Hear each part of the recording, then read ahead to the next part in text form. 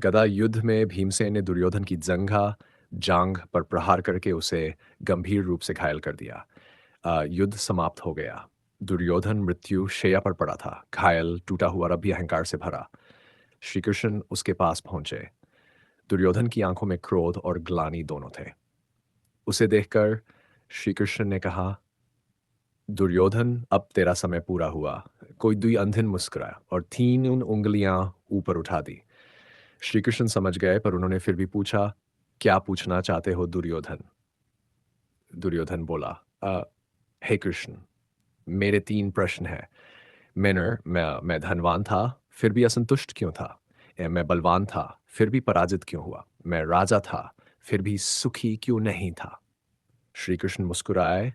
उन्होंने धीरे से दुर्योधन की आंखों में देखा और उत्तर दिया, दुर्योधन, तू असंतुष्ट था क्योंकि तूने कभी संतोष नहीं सीखा।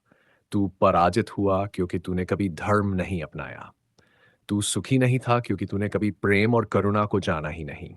सिर्फ बाहरी शक्ति और ऐश्वर्य नहीं, सच्चा सुख और विजय केवल धर्म, संतोष और प्रेम से मिलते हैं।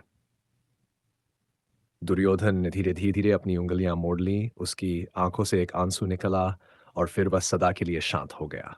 इस कथा से सीख, अंत समय में भी यदि आत्मबोध हो जाए तो वही मुक्ति का द्वार बन सकता है।